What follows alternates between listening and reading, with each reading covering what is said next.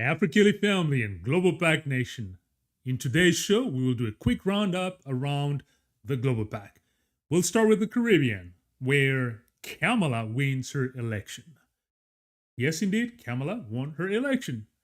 And then we'll see how the CARICOM, the Caribbean Community Organization, finally decides to advance peace by making movement of people and goods free across the Caribbean. And then we'll see what's happening in South America, in Brazil, where the former president, some call him Trump Jr., Jair Bolsonaro, is facing some serious health issues while still recovering from a stab wound. And then we'll swing by the motherland, the African continent, starting with the DRC, where the SADC, that's the Southern Africa Development Community, decides to pull its troops from the DRC after having lost a few soldiers, but also after Pax Americana is being negotiated.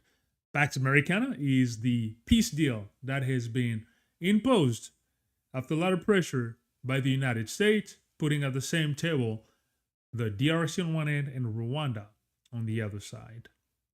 We'll continue with the Vatican, where we'll see how the African cardinals, still to be well positioned to potentially replace Pope Francis, who was laid to rest, you won't believe this, in the same chapel or in the same cathedral as the first Black ambassador to the Vatican, who in the 17th century originated from the Kingdom of Congo. Very fascinating story. And then we'll also see how Ibrahim Traoré, the charismatic captain from Burkina Faso, was accused by a Black U.S. general of misusing the country's gold for his own interest as opposed to advancing the country.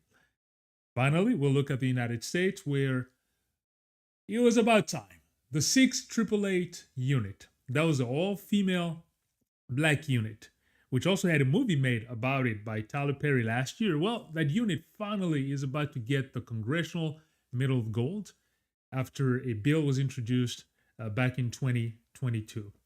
We'll also see how rapper Bun B, yes, I say that, rapper Bun B, who has reconverted himself into a businessman, into a guest lecturer, continues to advance his business empire in the state of Texas, and we'll see how.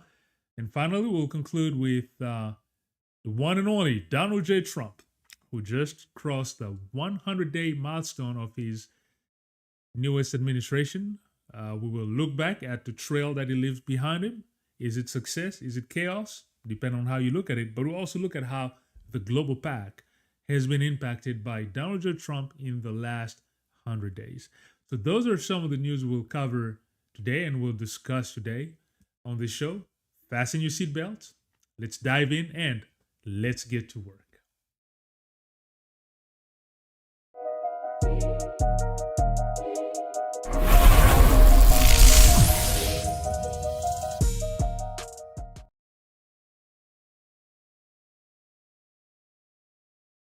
All right, AfriKili family and Global PAC nation. What a pleasure. Hey, happy month of May, by the way, right? So today is May 1st. I hope your month is starting on a good note and the summer is almost here if you were on the North Hemisphere where we are. So happy month of May. Wishing all of you great success. Thank you to all of you that continue tuning in, that support this concept ever since we launched it. Thank you to all of you who have subscribed to the channel. If you've not done so, let me ask you to please take a moment to simply click on the subscribe button. Only takes a few seconds, but when you do it, it really helps this concept grow, help the channel grow, help us reach our objective, but also allows you to remain connected to the dialogue, to the conversation, and to really be part of this community as we grow. But also importantly, as we're posting new videos, you are notified. On that note, remember that Fridays we have our business series that we launched last Friday, 2 weeks ago, the Business PAC. So in tomorrow's episode, we will cover the third step in our series on how to launch a successful startup, how to turn any idea into a successful business. The third step tomorrow, we will look at selecting the best market to make sure that your idea is very successful when you finally enter the market. All right. Okay. So on that note, let's go straight into it. We have quite a few stories to cover. I will, as usual, when we do a roundup, we don't necessarily dive very deep, right? We remain a bit on the surface, but at least we give you an idea of what's happening around the global Pan-African community, the Global PAC, because as you know, the mission of this show is to build bridges and build strong coalition around the Global PAC, which is the Global Pan-African Community, or it's the Global Pan-African Diaspora, so people of African descent across the world. In the United States, we're talking about African Americans, we're talking about immigrants, we're talking about the Caribbean, Latin America, you name it, the African continent, of course. And so a roundup like this, for many of you that are very busy, that might not have the time to just keep a track of what's happening around the Global PAC, but you want to get an idea, well, this roundup concept allows you to stay abreast, right, and kind of figure out and get a sense of what's happening. All right, so let's start our roundup here. We will start with the Caribbean. And then after that, we'll go in Africa, and then we'll finish with the United States of America. In the Caribbean, the CARICOM, that's the Caribbean community, has taken great measures because all the different labor ministers of the CARICOM, different Caribbean nations, so we're talking about 15 member states here, got together and decided to really advance peace, advance unity rather, because as they came together in the 34th special meeting of the Council for Human and Social Development, which is called COHSOD, so COSOD. Well, via a declaration that was given by Claudette Joseph, who was Grenada's Attorney General and Minister of Legal Affairs, but also Labor. Well, they decided to move together simultaneously as far as all the 15 nations, all right? And so they also decided to advance the free movement of people and goods across CARICOM. This is of very significance, and I'm going to read you the statement here that was said by Joseph. So the statement says, we discussed the question of free movement of people. CARICOM has set a deadline to implement free movement. We're very close to having a ratification of the protocol that was developed. To me, this is very significant because on this platform, we always advocate for the formation of blocks, of people, of unity. We believe in the power of unity. We believe in the power of togetherness. And so when I see nations, whether it's in the Caribbean, we have this CARICOM block. Whether it's in Africa, we have the African Union. Asia, you have ASEAN. But even in Europe, right, you have the European Union. It is critical when you want to gain power or have more influence in foreign affairs and international affairs. Sometimes going in as one nation does not give you the necessary power, right? So it is important to advance as a bloc. And so when I see measures such as this, where CARICOM says, you know what, they've been talking about this for a while, but about the free movement of people across the Caribbean, just like in Africa, we've been talking for the longest about the free movement of people across the African Union, eliminating borders. But sometimes this concept of border is, in a sense, borders are subjective, right? Because, I mean, unless you have a geographical feature like, you know, the Alps mountain or something, nations are like borders are essentially just based on human decisions. People decide this is going to be our borderline, and you now create an ideology around that. You create a nationalism around that. But those are, in a sense, subjective concept. I don't discount that over time, people create a real identity with those artificial lines. That is a fact, right? You know, if somebody considers himself to be American based on those borders, that has been enforced and emphasized over centuries. So there are real identities that are attached to borders and nations. I do not discount that. In Europe, you have nations going hundreds and hundreds and hundreds of years, right? Thousands of years. And so, but nevertheless, when I see situations like in the Caribbean, now with CARICOM, even in Africa, we have to understand that just in the same way those borders were decided artificially, people can decide to overlook it, if not to erase them or in kind of reformed countries, which might be a bit too much to ask, but at least allow people to move freely between the different nations and allow trades to go freely between the different nations.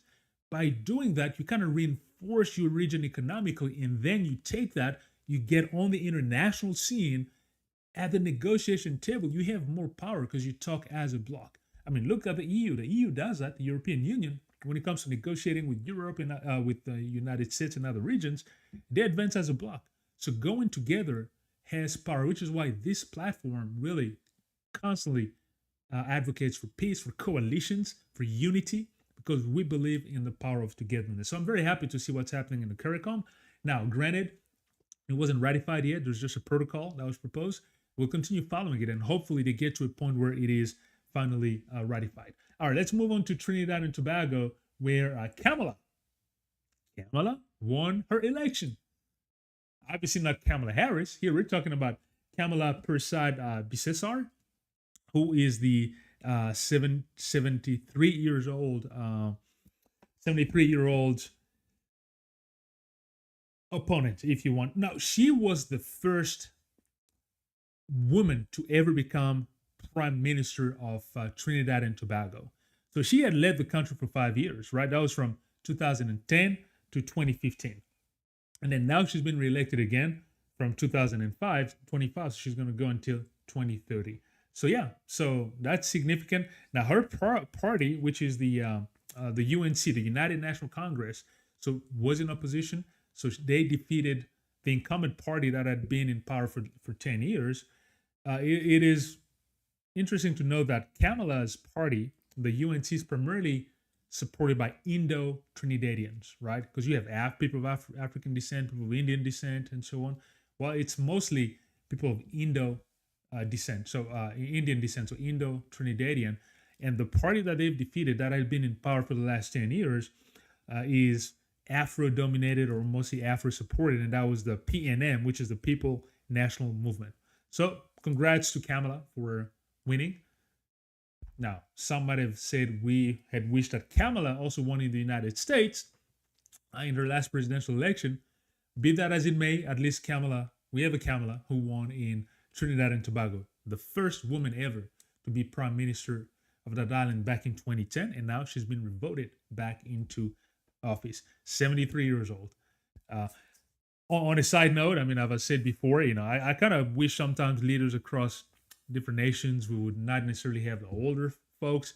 To me, it's if we could have people in their 40s and their 50s, just bring new energy and power. I'm just kind of like a proponent for that, because even in the U.S., I mean, look at our current president, look at the past president. It seems to always be people of a certain age. And then you even look at the African continent. You look at, every once in a while we have young people like Obama brought a lot of energy. We have Ibrahim Traoré. We'll talk about him in Burkina Faso. But anyways, be that as it may, in this case, Kamala Persad Bisesar just won the election in Trinidad and Tobago. So congratulations to Miss Kamala.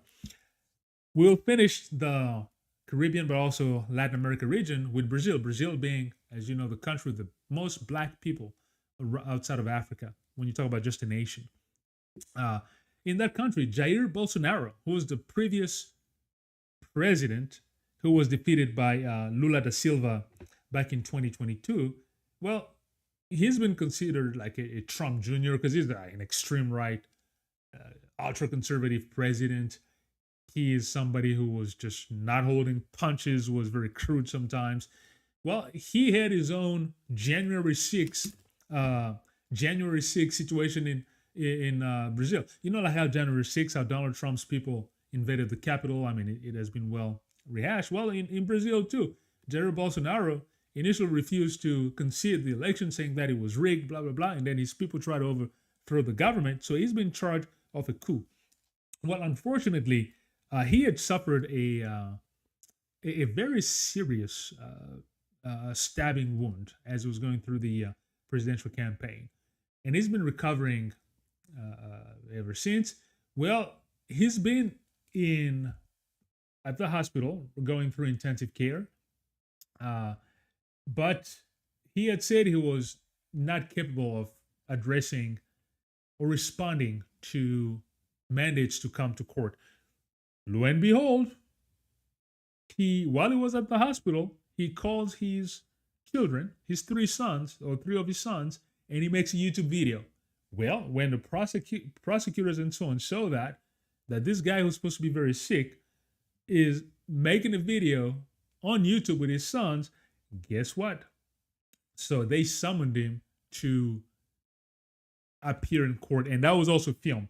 And so Bolsonaro, he really responded angrily with that, and you could see in a video that he was reacted very furiously, saying here, I quote, "I have 5 days to present my defense." He was angry and so on, but be that as it may, he has been ordered to stand trial, and he was given 5 days to present his defense. Obviously, if he can't do it by himself, his lawyers can do it.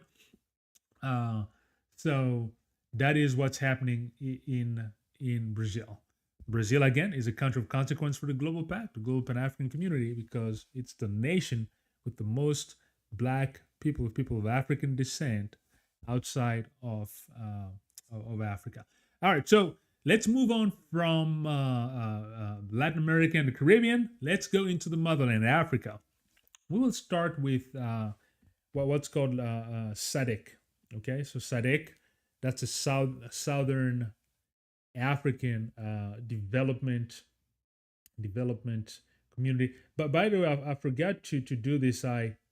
When I was talking about Kamala, just very quickly, in case you might wonder what she looks like. So this is Kamala here that I was referring to.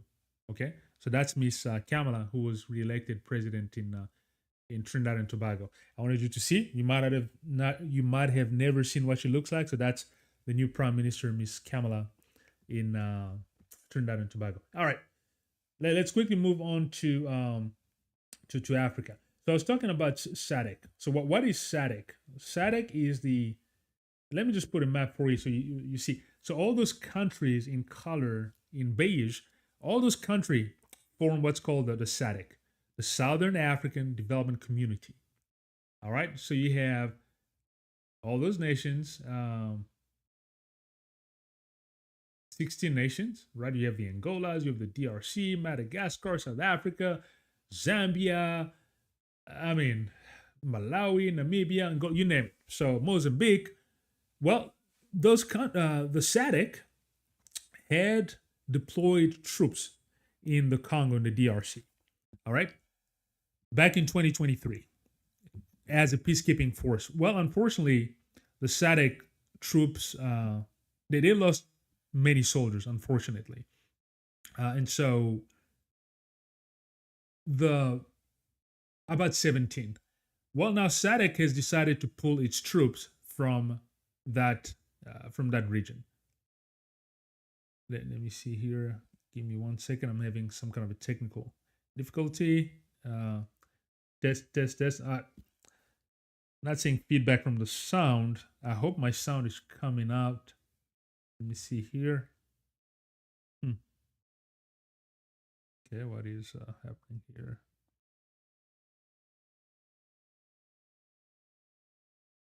Oh, no. Okay, so my feedback seems to show case here. Fine. Okay, I was a bit worried because it looks like maybe I had lost sound. Anyways, so SADC is pulling its troops from the DRC. Okay, so and this is, it's withdrawing its troops. Now the troops were essentially coming from countries such as Malawi, South Africa, and Tanzania. They're there as a peacekeeping force because you have the M23 backed Rwandan backed troops, with over 4,000 troops supposedly. But the interesting thing here is that as SADC is pulling out its troop at a time when, the U.S. just announced, or the U.S. brought at the negotiation table the main belligerents, if you want. On one end, you have the DRC. So on the picture that I have here, it's the signature, or at least the announcement of a future peace deal that will be signed between Rwanda and the DRC, which was brokered, or I should say imposed, by the United States. On this picture, represented in the middle by Mark Rubio, who's the Secretary of State. On his right, you have Miss Therese Kaikwamba Wagner, who is the Congolese or the DRC Minister of Foreign Affairs, who's so she's Congolese German. Her dad is from Germany. Her mom is Congolese. And then on Marco Rubio's left, you have Mr. Olivier Nduhungirehe, who is the Foreign Affairs Minister from Rwanda. Now, a few minutes ago, I mentioned M23 being the force, right? That was creating a lot of unrest in eastern DRC. I should say the mineral-rich area of the DRC, at least where most of the mining operations occur, because other maps are showing that even in West DRC, there's so much mineral wealth also that is not being fully explored yet. But right now, at least, most of the mining operation happens in the east, and the region where the mining happens, the M23 was a rebel group causing a lot of unrest. Well, and the troops were backed by Rwanda. That has been, established. So here you have Marco Rubio, who is bringing the two parties together and brokering a peace deal, saying that this will mark a new era of peace for the region. As a matter of fact, let me read you a quote here from Marco Rubio on how he qualifies this. He said this is a win-win situation, essentially suggesting that this peace deal would unlock major US-backed investment in energy and mining in the region. You have to remember we're in a context where, with all the conflict happening between Russia and China and the US, there's something called rare earth minerals. China is the leader when it comes to rare earth minerals. Well, there was that deal where Ukraine actually and the US are negotiating also an agreement for rare earth minerals so that the US would mitigate its risk of having the supply shut off by China, because China already shut off the supply for the US. So the US is seeking other suppliers, Ukraine being one, and the DRC. The president essentially, after that February debacle where President Zelensky was humiliated in the White House, the Congolese government, by its president, essentially opens itself to the US, saying, hey, come to our country. We have all the rare earth you need. So trying to negotiate some kind of a deal for peace for minerals. Depending on how you view the Congolese government, there's also a lot of controversy and disputes right now. You have some Congolese saying, how can this government just betray the people by opening itself that way? And then you have others that are saying, no, this is a fantastic peace deal. Depending on where you stand, the president backers seem to rejoice at this. The president detractors seem to condemn the president for this peace deal, because clearly the U.S. has its own agenda, as should be the case for every country. The U.S. is there not because it just loves Congolese that much, but there is a strategic interest. Now, we'll see if this agreement will eventually lead to peace in the region. That's not necessarily a given. There's also different controversies. For example, we're talking about mercenaries that might be involved in securing the mines. We have things like Mr. Eric Prince, who's the former Navy SEALs, who is the founder of Blackwater. If you are familiar with the conflict in Iraq, you know that Blackwater, Iraq and Afghanistan, Blackwater was alleged to have committed a lot of human rights crimes. And so we're talking about opening the country here to these forces to come. And so this is a very sad situation. Personally, as I've said before, a lot of this issue I kind of laid off on the feet, squarely at the feet of this current president who came into power in 2019. Have had now 6 years to reform the military. To me, it's unfathomable. As I've explained before, somebody like me, I've served in the U.S. Armed Forces. Not that I'm an expert necessarily in the military, but I know it doesn't take that long to form competent soldiers. This administration, under the excuse that it found a dilapidated army, whatever you name it, but in 6 years has not been able to form a strong military. And you cannot tell me it's by lack of resources. it's just sheer incompetence. You've had people named in the wrong place, but it's not as if money has not gone out, right? So corruption has also been well established. As a matter of fact, when the U.S. envoy who went to the U.S. prior to this deal being signed, Masad Boulos, he called out the Congolese government and its administration for corruption. So there's been billions of dollars that have been dilapidated. The money could have served to really strengthen the military, reform the military if the intention was there. So sheer incompetence on that point. And now the country is essentially opening itself for these mineral deals where I can understand, but even the people from Eastern Congo, where all these crimes and atrocity have been committed all this time, there is a lot of skepticism about this deal really bringing peace. Because here's a country, Rwanda, that has been accused for the longest being the attacker, the backer of the M23 rebel group. Now they're sitting at the same table negotiating with the Congolese government that had accused them of being attackers all this time. But people from that region, as I said, are very skeptical. You have somebody like Dr. Denis Mukwege, Nobel Peace Prize, the founder of the Panzi hospital and so on, well known across the world, who was also a candidate in previous presidential election, was speaking up against this deal. So we shall see. Right now, as I said, depending on where you stand, some people are rejoicing, others are really condemning it. But let's see how it develops. But if we have mercenaries being involved, like from Blackwaters and so on, that, in my opinion, would not bode very well for the country. All right, so another just quick comment. Let's move on to another story. Sudan. I'll just be very quick about this. Last week I talked about the atrocity being committed in Sudan. Well, interestingly enough, Sudan had about 13 million people that were displaced as a result of the conflict. Out of the 13 million people internally, just displaced, generally speaking, it was estimated by IOM, the International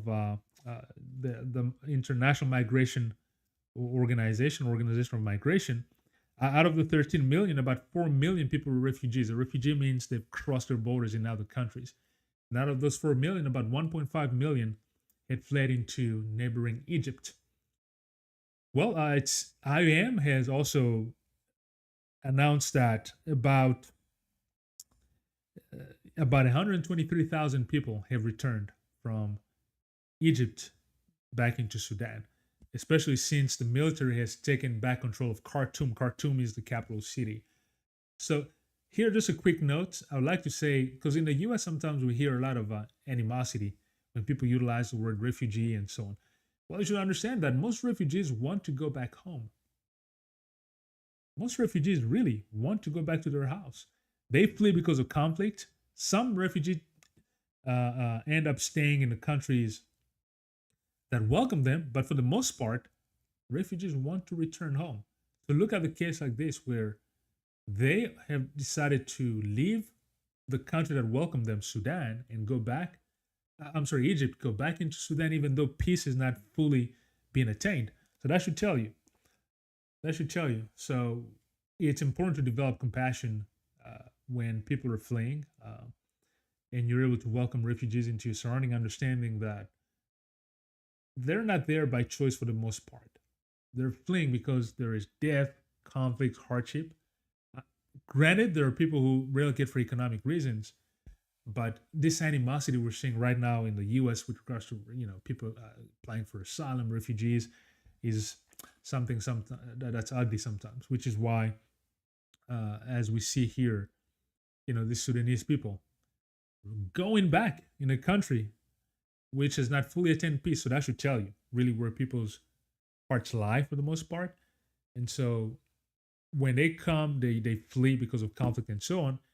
Typically, you also see that it's not people who just want to bring trouble in the countries that welcome them and the communities that welcome them. It's typically people that will be very thankful and that will work hard and so on and so forth. Okay, let's move on. I want to move on to the story about the Vatican. We've covered it at length. The the Pope. Obviously, we know Pope Francis passed away, and he was laid to rest this past Saturday at the Center Saint Mary Major, or Santa Maria Maggiore. And so now the conclave, which I also mentioned, will be beginning. The conclave is essentially this whole tradition where cardinals seclude themselves in the Sistine Chapel to elect the next pope, right? And so this year, I mean, we currently have about 252 cardinals, of which 135 of them will participate in the election. Because of all the cardinals, you have to be below the age of 80 to be able to participate in the conclave. So you have 135 electors. And interestingly enough, out of those cardinals, 108 were appointed by Pope Francis, who just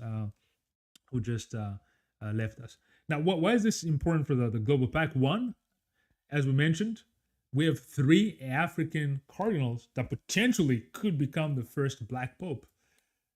We have Cardinal Ambongo Etsu, Fridolin Ambongo from the Democratic Republic of the Congo, who's the youngest of the bunch, 69 years old, seen as having a very strong chance to become potentially Pope. We'll see what happens after the elections. We have Cardinal Peter Turkson from Ghana, and then we have Cardinal Robert Serra from Guinea. So those 3 African cardinals, if one of them is elected, that would mean that's the first Black Pope in history from Africa.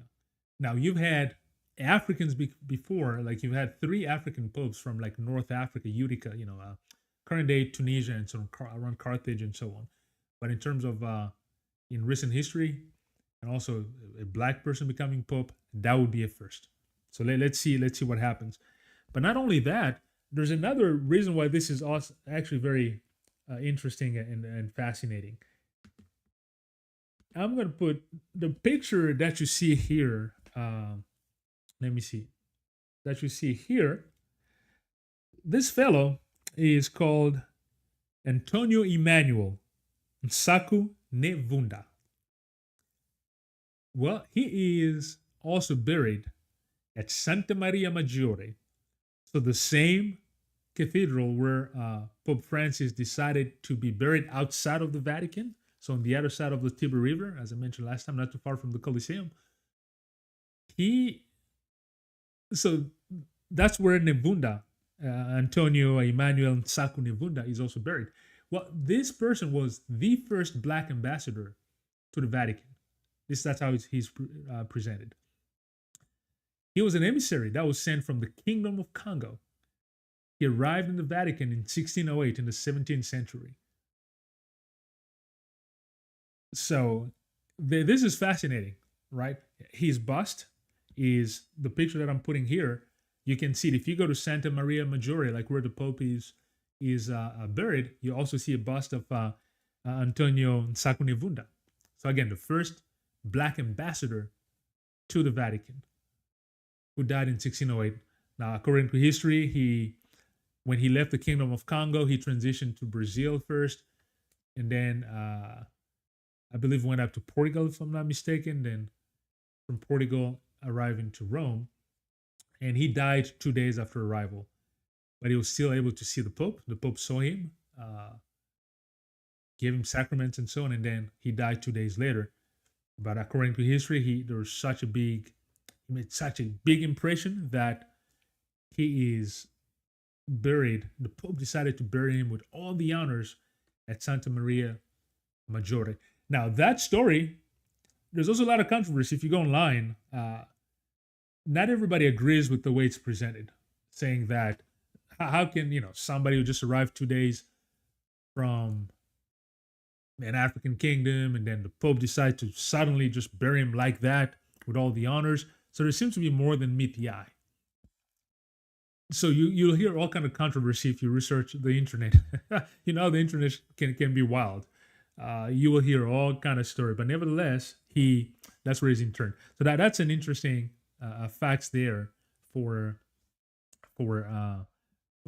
Africans, but for Black people in general, that you have the first Black emissary who came from the Kingdom of Congo, one of the biggest kingdom of the time in Central Africa, in modern day Angola and the Democratic Republic of the Congo. Those two countries were part of those countries were forming the Congo Kingdom back then. Okay, so I will finish our roundup of Africa with Burkina Faso. So first, let me put a big picture that will hide my face. Then I will explain. So in these two pictures, on my right, which I believe should be your left, you have General Michael Langley, who's the commander of the AFRICOM, so the African Command. On my left, which is your right, you have Captain Ibrahim Traoré, the charismatic Captain Ibrahim Traoré, who leads the country of Burkina Faso. So what's the deal with these two individuals? I'm going to leave a small picture there.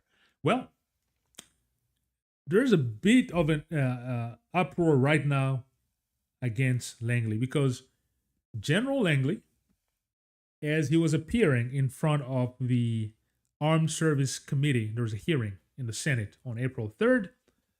Well, he made some explosive statement. He accused Ibrahim Traoré of essentially utilizing the country's gold not for the benefit of the country, but for his own interest. And that, ladies and gentlemen, is causing an uproar online, but also on the ground. So let me locate the statements. Here's what General Langley said.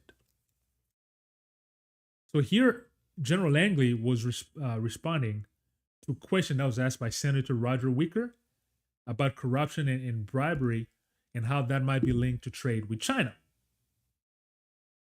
So during the discussion, General Langley, who was alleging that Burkina Faso's mineral revenue were flowing to Chinese corporations and were being incorrectly used just to sustain the current military regime led by Captain Ibrahim Traoré, who is a beloved figure among many Pan-African circles. He's seen as a young, charismatic person. But anyways, this is what General Langley said. He said, "Absolutely, Chairman. I see this, and I don't mind calling it out." He continues saying, quote, "Captain Traoré in Burkina Faso, their gold reserves are just in exchange to protect the junta regime." And so he continued by saying, "In order to protect our homeland and United States interest, we must deter these nations and their malign actors from their goals on the African continent," he said. Wow.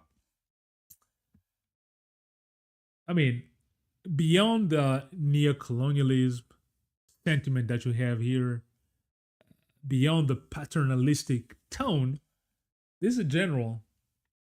Granted, he's commanding the AFRICOM, which is the organization that covers the African continent. Going and accusing this country's leader of utilizing the gold. Just to put a few things in context here. Ibrahim Traoré, this Burkinabe, which is how you call people from Burkina Faso, this Burkinabe leader, has created a different alliance in the region. So he's leading Burkina Faso. Then you have his neighbor, Mali. And on the north, a bit on the north, you have the other country, Niger.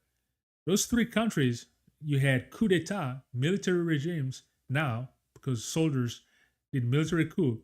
And the three have formed an alliance, a Sahel alliance. In the process of forming their alliance, they've decided to kick out all the old, what they call colonial influences and powers. So France kicked out all its military. They're kicking out the US and its military and so on. They're signing new alliances with Russia. In the case of Burkina Faso, Captain Traoré, who was saying, we have our gold, we don't need multinationals to handle it. So he's taken over the mining of the gold, where now it's the country that's mining it because he wants the gold to be refined by locals and utilize the resources to rebuild his nation. There's actually been some progress done. Now, granted, he still suffering a lot from the conflict with the jihadist groups. But he's somebody who's been working hard, and he's really seen as a revolutionary figure across Africa. So when you have this black general coming in the Senate and attacking Ibrahim Traoré in that way, you can imagine how that is setting Pan-Africanists ablaze. So there's now a lot of vitriol across Africa against this General Langley. Now, also, yesterday there was a big march and so on. People came out in big numbers in the streets to showcase support towards Ibrahim Traoré. He has also escaped quite a few military coups by himself. You know, his life was in danger. The government announced that just last week they foiled another coup attempt, which supposedly was organized from the neighboring country of Burkina of Ivory Coast. Nevertheless, people came out in large numbers in the street to support him, but also to stand against the comment of the U.S. via General Langley. So this, I just want to make a quick comment and we'll move on. Unfortunately, as I'm looking at responses from this situation, I am seeing a lot of division and hatred between especially African Americans and continental Africans, where you now start seeing things, for example, saying, Africans saying, African Americans should never consider them as Africans. They're accusing this guy of just advancing, being an Uncle Tom and advancing all kind of negative stuff. And then you also have some African American responses, just lambasting Africans not having their house in order and so on and so forth. My whole take in this is, look, let's just stop utilizing, for example, Africans cannot utilize Langley's comment and paint all African Americans in that light. First of all, this is a military general. He is there advancing the interest of his government. And he's not representative of the voice of all African Americans. So we, as I've said in one of the previous past shows, right, whenever you ascribe one person's qualities or deficiency and you just apply it to an entire group of people, not only is that short-sighted, but that's that can be bigot. That's racist if you apply it to like a racial group and things of that nature. So what Langley did, he did what he did. Okay, he is advancing his country's interests.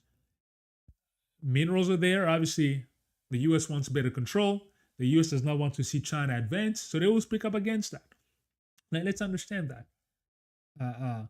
This platform, the Global PAC, we're all about creating bridges and strong coalition because we believe that people of African descent across the world can easily overlook their differences and come together and address common causes. And by pooling our different resources, we can become a very, very significant force and fight a lot of the injustices and structural oppression and racist system that began centuries ago that still influence the lives of Black people around the world today. By coming together, we can have a stronger push and a stronger impact towards that. So that's my belief. So just wanted to utilize this story to advance that. What Langley said, let's not fool ourselves. He is representing the U.S. government, and the U.S. government has its interest and will continue advancing its interests. All right. Time is fast advanced. Wow, I have quite a few stories I still wanted to cover, but okay, I'm going to go very fast. Let's just finish and jump into the United States. All right. A very cool story, I think. Like really, really cool in my opinion. So the picture that I'm showing here is the 688 Battalion. If you are familiar, there's a movie that came out by Tyler Perry. The movie was actually called 688. And the movie starred Kerry Washington. Let me put a picture here that might ring a bell. So Kerry Washington here. I watched that movie. It was fantastic. Great movie. I highly recommend it. So what is happening here? So essentially, the 688 was an all-black female unit. All right. During the Second World War, this unit was sent into war. So they went to Europe, and they were tasked with clearing a mail backlog. There was over 17 million pieces of mail that were in backlog, and this unit was able to clear that backlog within 3 months, which, by the way, was their job, because the unit was a Central Postal Directory Battalion. So they did fantastic accomplishment.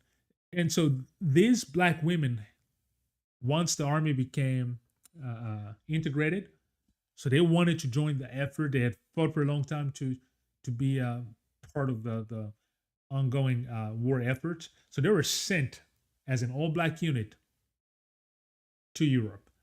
And so upon arriving, as I said, they cleared that mail backlog, 17 million pieces of mail. I recommend the movie. If you haven't watched it, it's a cool movie. It's on Netflix, at least in the US. I don't know in different parts of the world. If you're in the US, you haven't checked it, check it out. Well, the reason I'm bringing this up, so they're receiving the Congressional Medal of Congressional Gold Medal.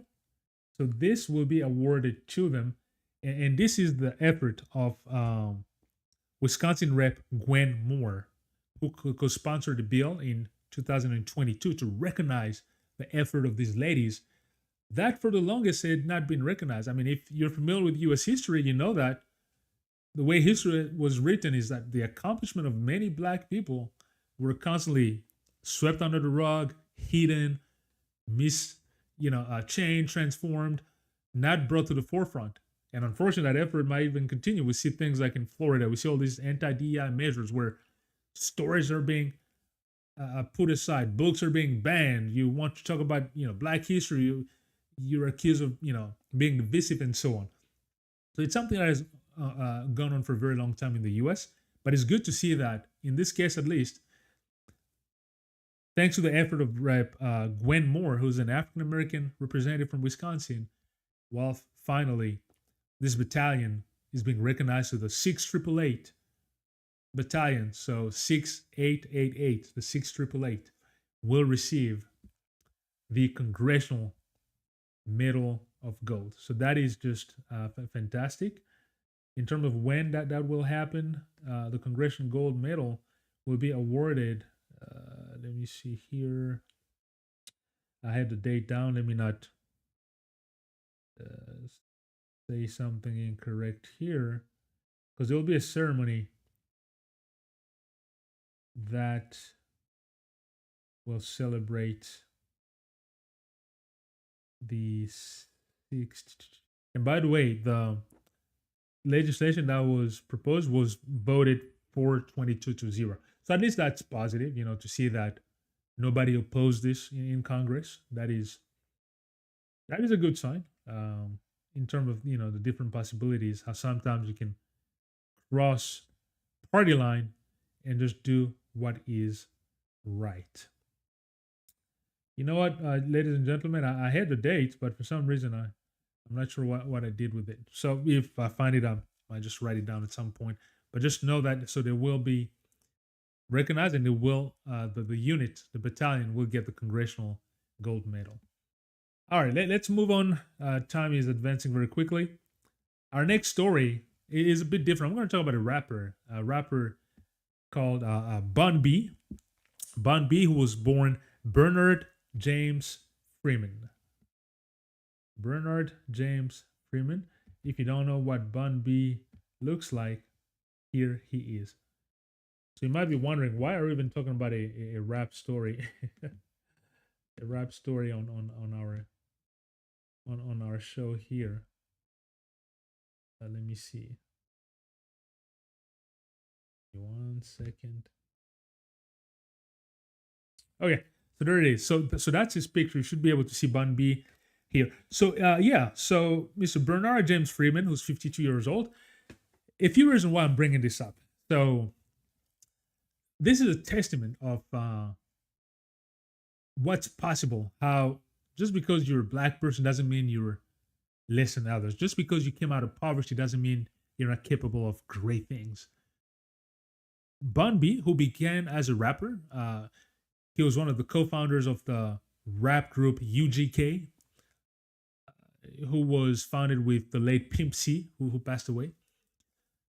But they started as rappers, and then, but over time, Bun B utilized that platform to now become a bigger business person. And we see it. We have people like the Jay-Z's and others.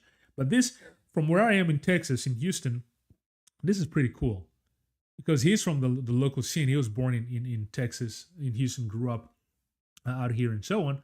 And he was a big reason why Southern hip hop really became very prominent. You know, I was a big hip hop fan in my younger days. I still am, and to some degree, even though I might not listen to hip hop as much as I did when I was much younger.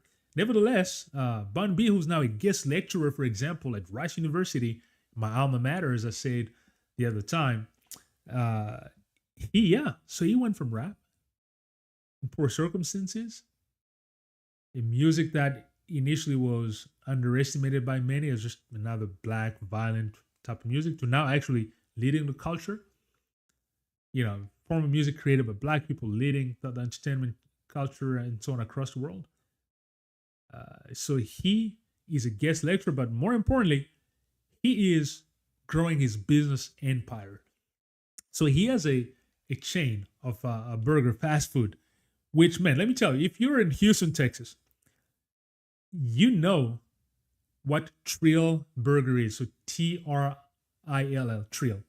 So he opened the first chain of Trill Burger back in 2023 on a street called Shepherd in Houston, close to like Highway 59. If you were in Houston, it was such a massive, massive thing. There were crazy lines, and it's still very popular to this day. And now he just opened up a second chain about 2 years later in the north side of Houston, in a place called Luera. So I'm bringing this up because on this platform we are firm believers in business as our third pillar, right? I always say that money talks and BS walks. He who has the gold rules. There's also that African proverb that says a golden key opens all doors. It's an African proverb. So we can have all the best ideas, talking about injustice, talking about such and such, but business is key. We need to advance business within the Global PAC community if we want to amplify our efforts. And in that same vein, I'm always a big proponent, as you know, of supporting Black-owned businesses. So if you're in the Houston area, you crave eating that sort of food, burgers and fast food, why not consider going and support this Black-owned business? I mean, I don't get anything, obviously, from doing publicity for Trill Burgers, but we need to be able to put our money where our mouth is. So we support the community. We want to help mitigate the wealth disparities that exist with Black communities and other communities and so on. Well, when we have situations where we see Black people working and striving, advancing their business, well, when we're shopping for certain goods and services and we have a Black-owned business that's offering that goods and service with quality, we go and we support. Let's do that. Guess what? If you fear for your line, like some of us, you might be watching your dad and so on. They have a fantastic vegan option anyways. You can go to Trill Burger and you can have all vegan options, but let's support Black-owned businesses. I really insist on that. The more our community, the more the Global PAC becomes stronger financially, the more we gain the muscle to advance our causes and make a big difference. All right. Let me end up here with Bun B, and we will finish with the one and only Donald J. Trump. And I'll go very fast. You know, Trump went through his first 100 days. Chaotic for many.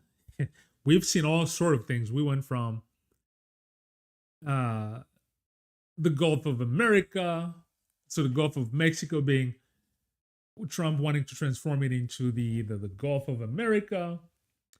We've seen takeover interest with him talking about taking over Greenland, he, him flipping an election in Canada, allowing Matt Carney, the liberal, to be elected prime minister just a couple days ago because Trump kept talking about wanting to take Canada as the 51st state. So chaos across the board. Now, when it comes to immigration, I think of all the disruption that Trump has caused, that's maybe the one area where he has reached a lot of his campaign promises, where he would block the border, he would, cut the influx of undocumented immigrants.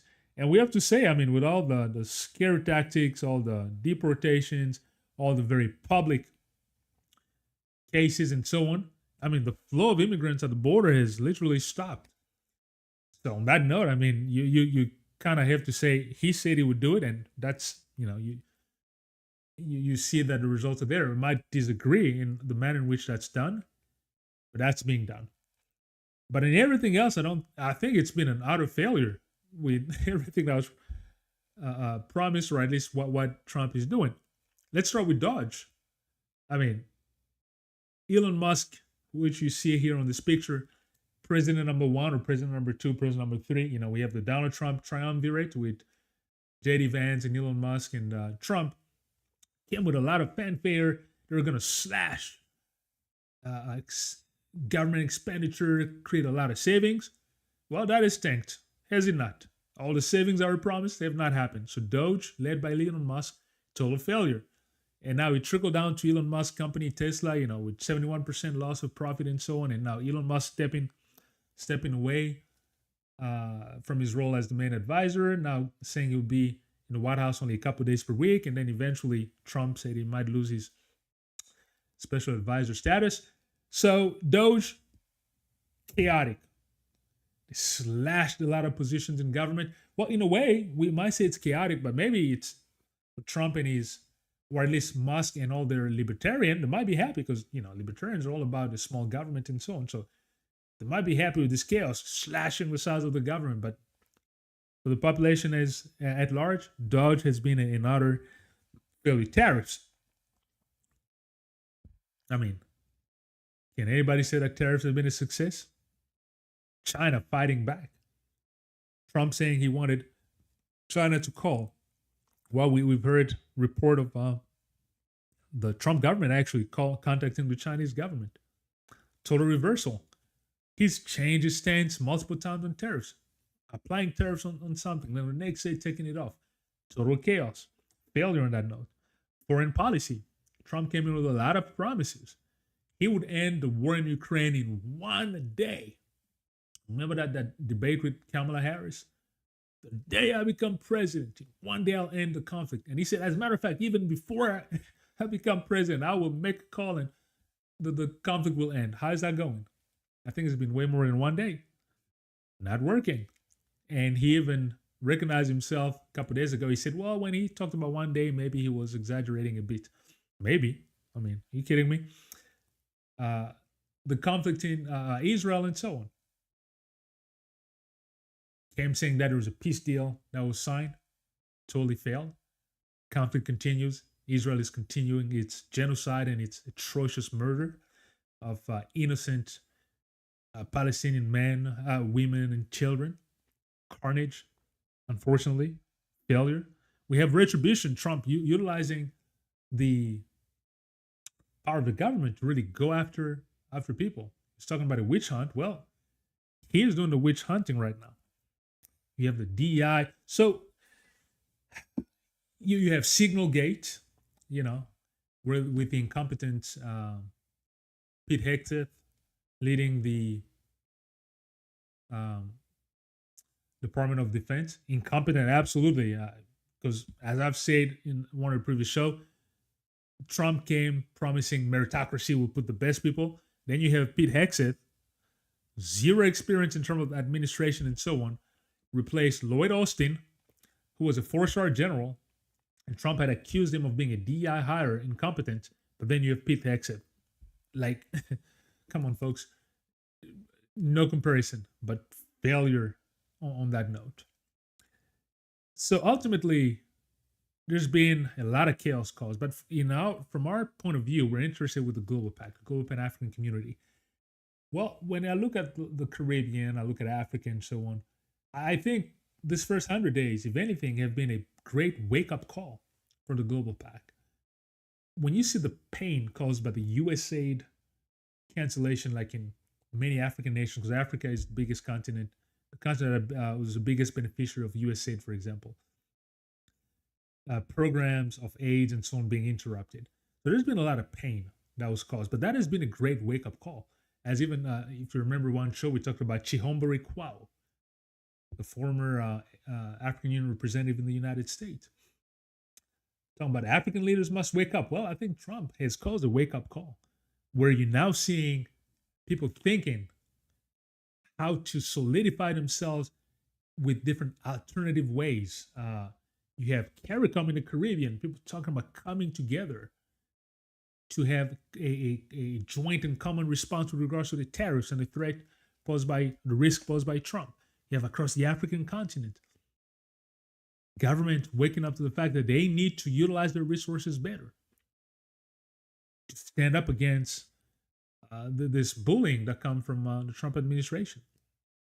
Even though in some cases, as the case of the DRC, as I said, where you have a president that literally goes the other direction, just opens himself up to giving away his minerals to the United States, his rare earth and so on. But for the most part, real African nationalistic leaders and who want to advance unity and want their continent to go forward are starting to think of how to come together and work together in unity.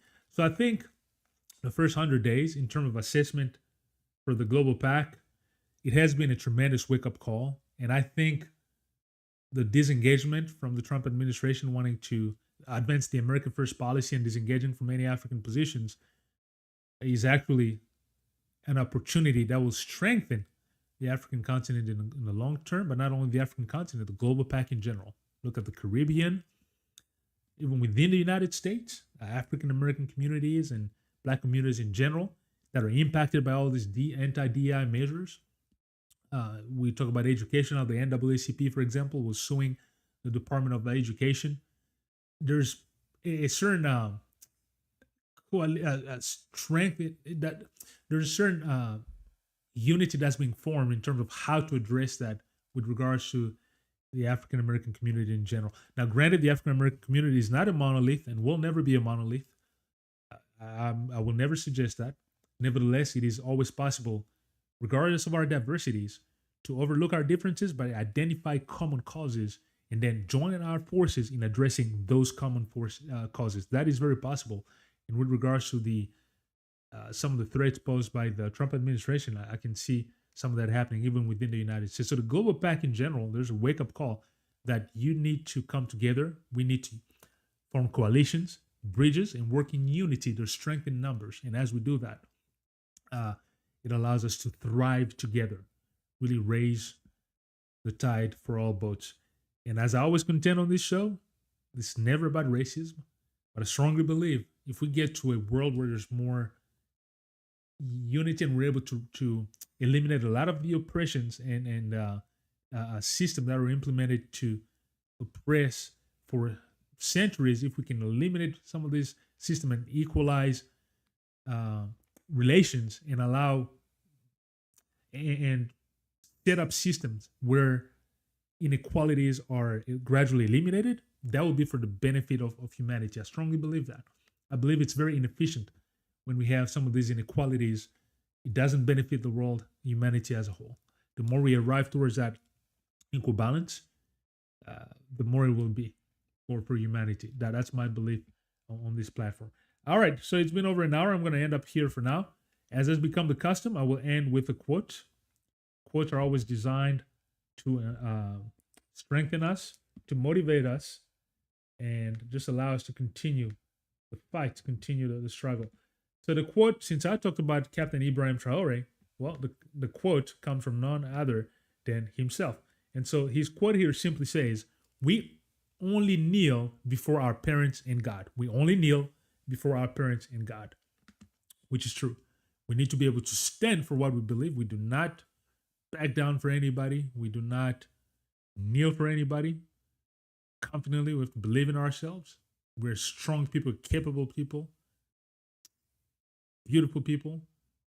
So we advance with justice. It's never about injustice, but we have to be adamant about it and confident in our ability. We have what it takes to transform the situation. So we only kneel before our parents and God.